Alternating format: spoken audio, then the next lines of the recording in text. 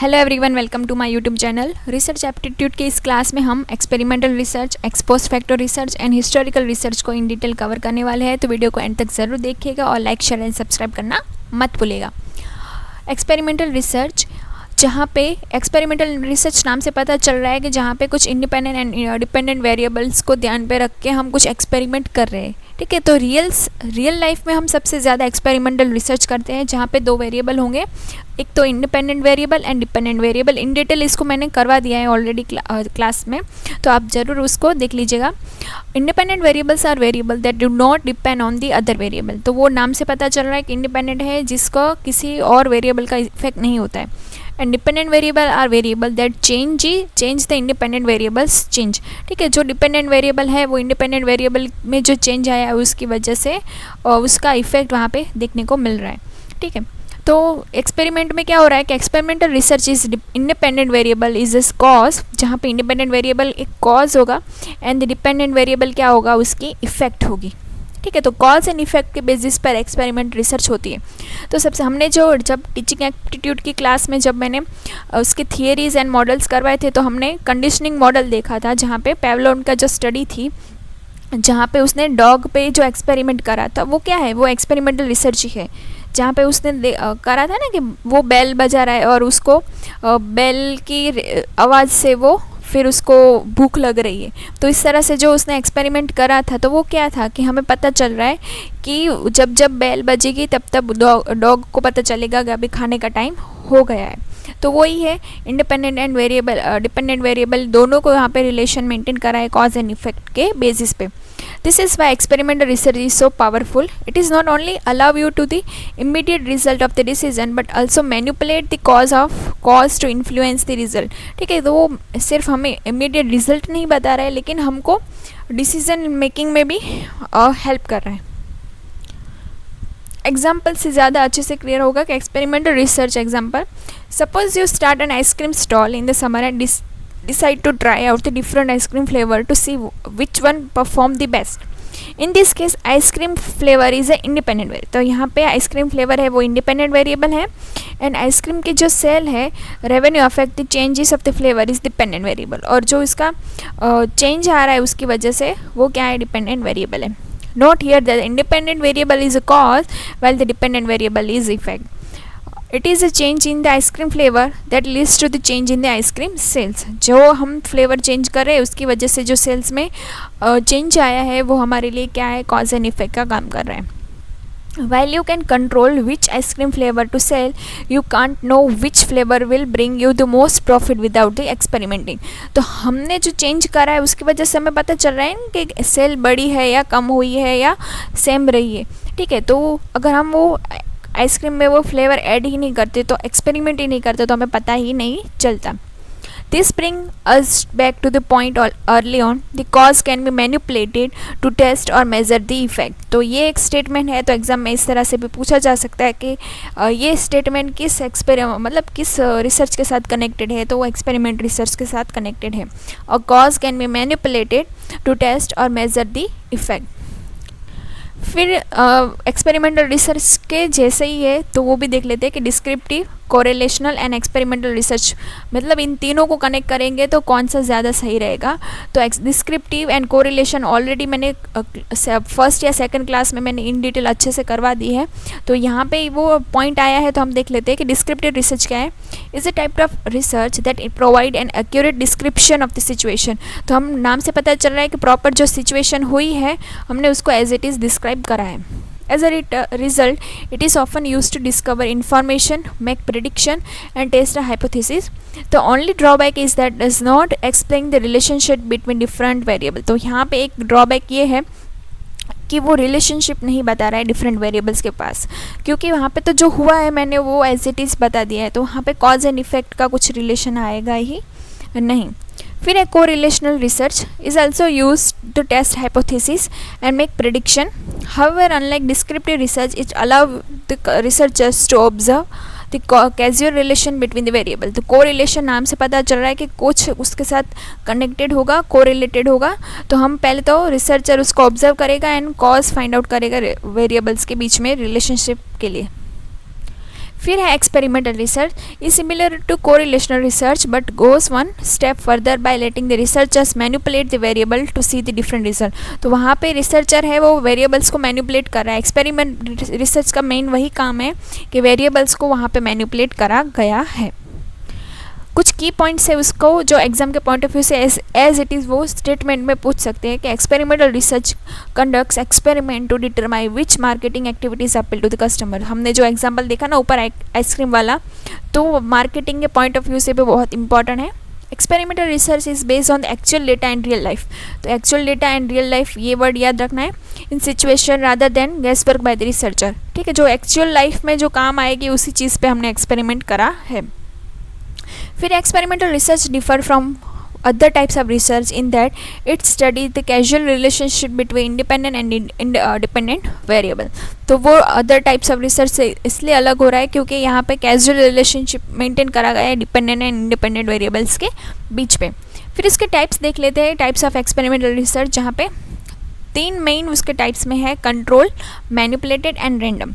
तो first control experiment research कौन सी होती है, नाम से पता चल रहा है कि किसी चीज़ को वहाँ पे कंट्रोल करा गया है। Research where all outside factors are kept constant. तो दूसरे चीज़ों को कांस्टेंट रखा गया है and only the measure variable is change, और जिसको मेज़र करना है वो चेंज हुआ है। For example hamburger store change is packaging while keeping everything else, उसके ingredient, flavor etc. the same to observe the effect of the new packaging on the sale। तो हम मार्केटिंग के पॉइंट से एक एग्जांपल ले है कि कोई एक स्टोर है जहाँ पे सिर्फ उस प्रोडक्ट की पैकेजिंग को थोड़ा डिफरेंट करा गया है, बाकी उसके ingredient, flavour as it is, price सब कुछ सेम रखा गया है, लेकिन उससे क्या इफेक्ट आ रहा है। तो ऑल चीज़ कौन सी है, बाकी के जो वेरिएबल है वो कांस्टेंट है, और जिसको मेज़र करना है वो ही उसमें चेंज हुआ है, पैकेजिंग। फिर है मैनिपुलेटेड एक्सपेरिमेंट रिसर्च, मतलब यहाँ पैकेजिंग की वजह से सेल्स में कितना बड़ा घटा या क्या इफेक्ट आई वो देखने को हो रहा है वहाँ पे। मैनिपुलेटेड एक्सपेरिमेंट क्या है, researchers where you can change the independent variable to measure the effect on the dependent variable. तो हम वहाँ पे इंडिपेंडेंट वेरिएबल को कुछ चेंज करने की कोशिश कर रहे हैं, जहाँ पे अ bakery changes the amount of flavour in bread and see how customer respond. तो हमने जो हमारी जो बेकरी है वहाँ पे हमने जो ब्रेड का जो फ्लेवर है वही चेंज करा है। तो वहाँ पे हमने जो इंडिपेंडेंट वेरिएबल है उसको ही चेंज करा है, उसको ही मैनिपुलेट करा है, उसकी वजह से हम रिस्पॉन्ड देखना चाहते हैं उसका कि डिपेंडेंट वेरिएबल है जो कस्टमर्स उस पर क्या उसकी इम्पैक्ट आई है। फिर है random experiment research, combination of the above two. For example, you add a new drink to the menu of the all coffee store you own with everything remaining the same. If you randomly check a store, you will see that the sales may go up or go down depending on the location। ठीक है, तो हमने यहाँ पे दोनों का mixture है। Random experiment तो ऐसे ही करा हुआ है कि हमने कुछ हमारी जो शॉप है वहाँ पे हमने कुछ नया ड्रिंक ऐड करा है एंड बाकी चीज़ सेम टू सेम है, और हमने रैंडमली ही चेक करा है कि हमारी जो सेल है वो बढ़ी है या कम हुई है, लेकिन वो डिपेंड कर रही है यहाँ पे लोकेशन पे, ना कि उस ड्रिंक पे। लेकिन ड्रिंक को हमने ऐड करा देखने के लिए एक्सपेरिमेंट के तौर पे कि कुछ इफ़ेक्ट उसकी आ रही है या नहीं आ रही, तो वो एक रैंडम एक्सपेरिमेंट हो गया है। लेकिन वहाँ पे सबसे ज़्यादा डिपेंड करेगी लोकेशन, कि आपकी लोकेशन सही होगी तो सब लोग वो नई ड्रिंक को ट्राई कर सकते हैं, अदरवाइज़ नहीं करेंगे। फिर है ex post factor research.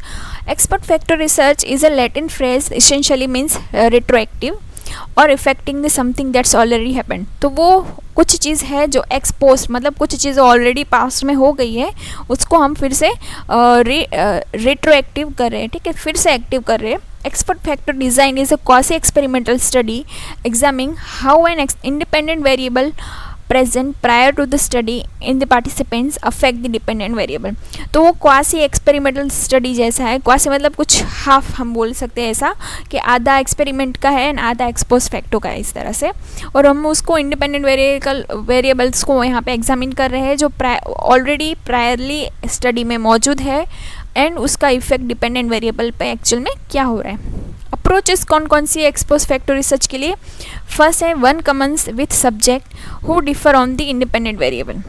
For example their year of the study in mathematics and then you study how they differ on the dependent variable, example mathematics test।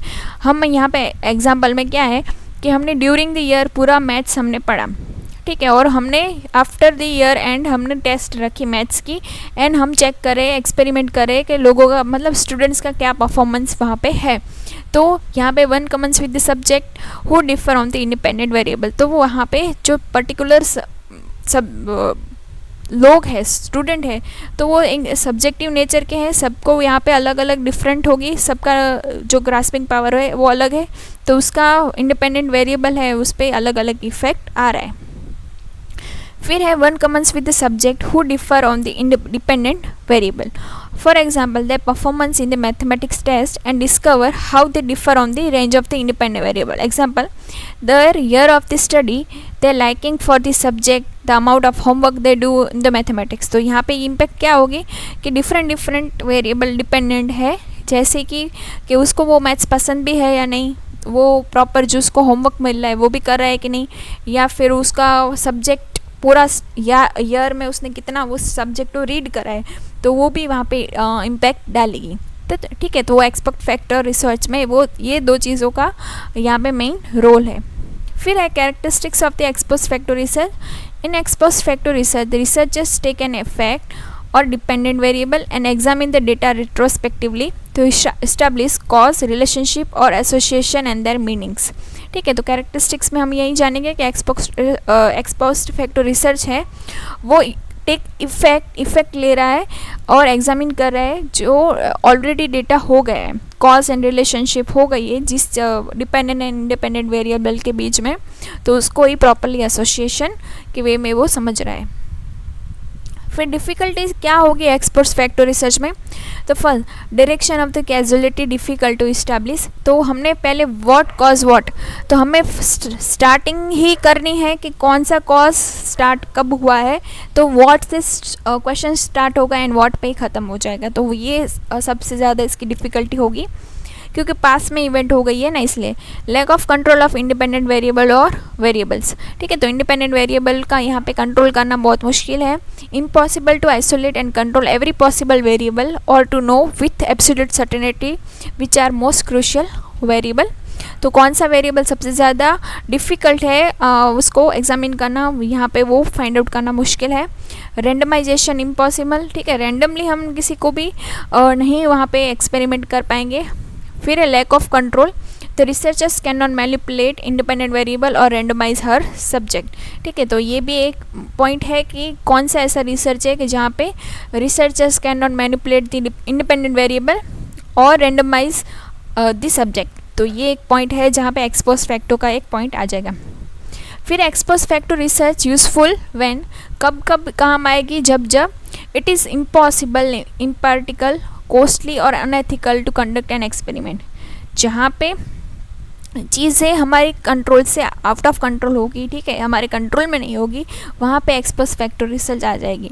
It is not possible to select, control और manipulate the factors necessary to study cause and effect relationship directly, तो जहाँ पे हम cause and effect relationship को direct way में conduct नहीं कर पाएंगे, वहाँ पे हम एक्सपोस्ट फैक्टर रिसर्च कर लेंगे।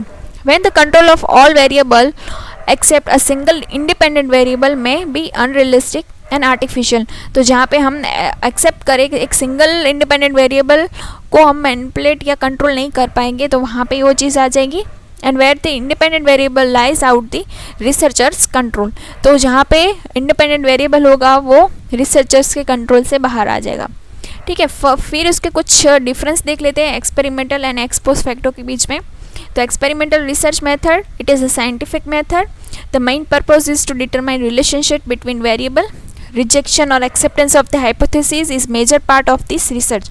ठीक है, तो ये एक्सपेरिमेंट का मेन कैरेक्टरिस्टिक्स है, एग्जाम से यहाँ से डायरेक्ट क्वेश्चन आ सकते हैं। एग्जाम्पल में देखिए तो study on the effect of the medicine on the patient. ठीक है, तो सबसे ज़्यादा हम यहाँ पे देख सकते हैं कि एक्सपेरिमेंट करा जाता है कि आपको इस मेडिसिन से क्या इफ़ेक्ट आपकी आई है, आपकी हेल्थ अच्छी हुई है, ख़राब हो गई है, किस तरह से उसका इम्पैक्ट हुआ है। फिर ex post factor research, the researchers start after the fact have occur. ठीक है, तो जो स्टार्ट ही तब होती है जहाँ पे फैक्ट एक्चुअल में अकर हो जाता है। The investigation start after the fact, जो फैक्ट है वो हो गई है, मतलब पास्ट में हो गया है, उस पर हमने इफेक्ट करा है। It is also known as the causal comparative research, the researchers identify the event that already occur, manipulation is not possible in this research. तो यहाँ पे मैनिपुलेशन नहीं हो पाएगा क्योंकि ऑलरेडी इवेंट हो गई है, अब हम उसको कुछ मैनिपुलेट नहीं कर पा रहे, हमें सिर्फ यहाँ पे ऑब्जर्व करना है। Study on the effect of the earthquake, ठीक है, तो हम अर्थक्वेक हो गया है, उसके बाद हमने लोगों का पूछा कि आपको कैसा मतलब उस टाइम पे आपकी सिचुएशन कैसी थी, जो क्वेश्चंस हम नॉर्मली पूछते हैं लोगों को कि आपका एक्सपीरियंस किस टाइप का था, तो वो हम सिर्फ उनको ऑब्जर्व कर सकते हैं, क्वेश्चन कर सकते हैं, लेकिन हम कुछ मैनिपुलेट नहीं कर पाएंगे तब। फिर है हिस्टोरिकल रिसर्च, और historical research is the process of investigation and study past event, people and societies using a variety of source and method. This type of research aims to reconstruct and interpret the past based on the available evidence. तो historical research बहुत पहले की जो research होगी, मतलब कि बहुत पहले का जो डेटा होगा हम वो लेंगे, एंड एक्सपोज फैक्टो में क्या होगा कि कुछ टाइम पहले का ही डेटा होगा, तो ये एक थोड़ा डिफरेंस भी है, वो भी देख लीजिएगा। टाइप्स ऑफ हिस्टोरिकल रिसर्च में कौन से? Descriptive research, this type of historical research focus on the describing event, people और कल्चर इन डिटेल, ठीक है, तो यहाँ पे डिस्क्राइब कर रहे हैं। It can involve examining of artifacts, documents and other sources of information to create a detailed account of what happened or existed, ठीक है, तो पास में क्या हुआ था वो हम इन डिटेल जब चेक कर रहे हैं तो हम उसको क्या करें, वो हिस्टोरिकल रिसर्च में डिस्क्रिप्टिव रिसर्च का पार्ट है। फिर है analytical research, this type of historical research aim to explain why event, people और cultures occurred in certain way. तो एनालिटिकल में वाई से स्टार्ट होगी, पास्ट के लिए ही, मतलब हिस्टोरी के लिए ही वाई से क्वेश्चन स्टार्ट होगा। It involved analyzing data to identify pattern, cause and effect and making interpretation based on this analysis. फिर है comparative research. This type of historical research involve comparing two or more event, people और culture, identify similarities and differences. तो comparative research में क्या होगा कि हम दो इवेंट के बीच में या फिर लोगों के बीच में या डिफरेंट कल्चर्स के बीच में सिमिलरिटीज़ आइडेंटिफाई करने या फिर डिफरेंसेस फाइंड आउट करने के लिए करते हैं। This can help researchers to understand the unique characteristics of the each and how they interact with each other. तो इसकी वजह से हमें कुछ ना कुछ खासियत निकल के आएगी पर्टिकुलर कल्चर या पीपल या इवेंट के बीच में। फिर है इंटरैक्टिव रिसर्च, जहाँ पे this type of historical research focus on interpreting the meaning of the past event, people और कल्चर। तो पास्ट में ये इवेंट या कल्चर क्यों एग्जिस्टिंग में आया था, उसके लिए ये रिसर्च फाइंड आउट करा गया है। It can involve analysing culture, symbol, believes and practice to understand that signification in the particular historical context. तो पास्ट में इस सिम्बॉल को क्यों यूज़ करा गया था, ऐसी मान्यताएं क्यों एग्जिस्टिंग में आई थी, ये प्रैक्टिस हम क्यों कर रहे थे पास्ट में, मतलब ये सभी चीज़ें यहाँ से कनेक्ट होगी। फिर है क्वांटिटेटिव रिसर्च, नाम से पता चल रहा है कि involve using statistical tools, method to analyse historical data. It can involve examining demographic information, economic indicator और other quantitative data to identify the pattern and the trend, ठीक है, तो क्वांटिटेटिव रिसर्च भी हिस्टोरिकल में ही आएगी। फिर है क्वालिटेटिव रिसर्च, मतलब देखिए ये जो रिसर्च होगी ना, क्वांटिटेटिव, क्वालिटेटिव, ये जो सब टाइप्स है ना, जो मेन रिसर्च के मेथड में अंदर जो आ रहे हैं, वो हर चीज़ में भी आपको देखने को मिल सकते हैं, ठीक है, कि वो और अदर रिसर्च होंगे उसके टाइप में भी ये आ जाए, लेकिन डिपेंड करता है ना कि वो यूज़ कहाँ पे हो रहा है। फिर है qualitative, this type of historical research involve examining on non numeric data such as personal account, letter और डायरीज, ठीक है, तो हम वहाँ पे क्वालिटेटिव रिसर्च में हम पर्टिकुलर जो चीज़ें रिटर्न फॉर्म में लिखी गई होगी हम उसको ज़्यादा फोकस करेंगे। It can provide insight into experience and perspective of individual during particular historical period. तो उस टाइम में पास्ट में लोग कैसे सर्वाइव करते थे, कैसे रहते थे, उनका एक्सपीरियंस कैसा था, उनका रहन सहन कैसा था, वो सब क्वालिटेटिव रिसर्च में आ जाएंगी, जहाँ पे हम उनका बिलीफ सिस्टम वहाँ पे चेक करें।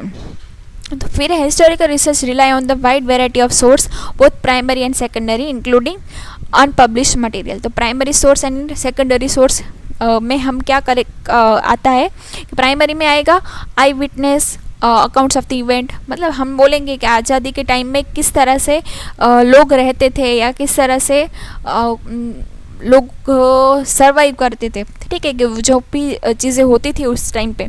तो अगर अभी कोई पर्सन अलाइव है, हम उनको पूछ सकते हैं ना कि वो किस तरह से, आप उस टाइम में लोग किस तरह से अपना विरोध करते थे अंग्रेज़ों के खिलाफ, तो आप बताइए, तो वो प्राइमरी सोर्स में आ जाएगा। Can be oral and written testimony हो जाएगी, इसमें भी found a public record, legal documents, minutes of meeting, corporate record, recording, letters, diary, journal, ये सब चीज़ें आ जाएंगी। कोई पहले के टाइम में लेटर्स लिखते थे, डायरीज होती थी, ये सब। Located in university, archive, library and privately run collaborate such as local historical society। तो जो पास से रिलेटेड जो डेटा है वो बहुत ज़्यादा वैल्यूएबल है, हम उनको ज़्यादा मैनिपुलेट कुछ नहीं कर पाएंगे, क्योंकि उनको एज इट इज़ ही रखा जा सकता है। तो उसको हम जब डेटा वहाँ से ले रहे हैं तो हमें बहुत केयरफुली वो डेटा लेना है। सेकेंडरी सोर्स कौन सा हो सकता है? ओरल एंड रिटन हो सकता है, सेकंड हैंड हो सकता है, टेक्स्ट बुक में हो सकता है, इंसाइक्लोपीडिया हो सकती है, आर्टिकल्स हो सकते हैं, न्यूज़पेपर्स हो सकती है, biographies and other media such as film and tape recordings की मदद से भी हमें जो इन्फॉर्मेशन मिलती है कि हमें लगे कि वॉर कैसे होते हैं, किस तरह से वहाँ पे हमारे जो जवान है वो किस तरह से सर्वाइव करते हैं। तो इस तरह से मूवीज़, फिल्म्स बहुत सारी बनाई गई है, ठीक है। तो हमने देखी भी है, उरी मूवी है, बॉर्डर मूवी है, तो वहाँ से हमें ज़्यादा चीज़ों के बारे में क्लियरली पता चलता है, ठीक है। तो आई होप सो इस वीडियो से आपको अच्छे से हेल्प मिली होगी। Thanks for watching.